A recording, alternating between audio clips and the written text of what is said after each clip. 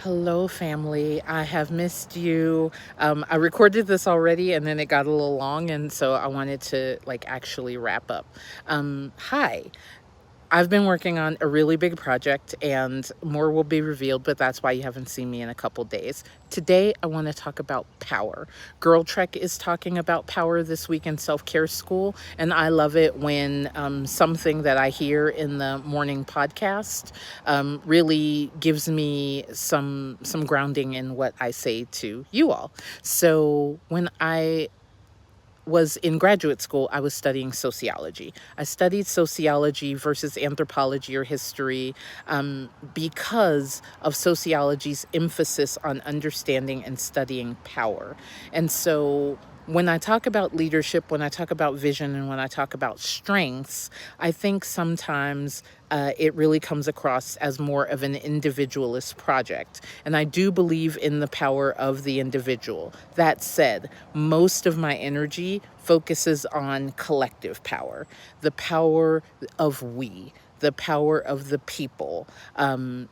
I've also studied African and African American studies. So very much the study of Black people in this country centers around collective movements and power.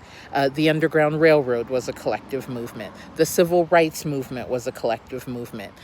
Being a soldier in any of the wars preceding the Civil War is about collective action. The Emancipation Proclamation was about collective liberation for a collection of people.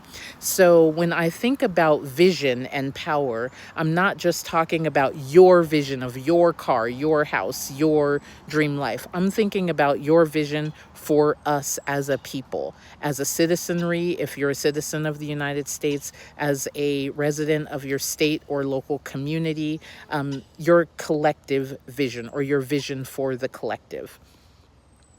When I talk about leadership, I am really talking about individual leadership that feeds collective leadership. How do we lead forward so that generations after us have an example of how to behave and how to continue the work? And when I talk about strengths, I'm talking about collective strength. Yes, you as an individual, you have strengths, you have talents, you are a wonderful snowflake, and you are full of potential. And most of that potential can't thrive outside of an environment, a terroir, a milieu of powerful others, of supportive others. So let's think about that this week. We'll continue talking about power, and I love y'all. Bye.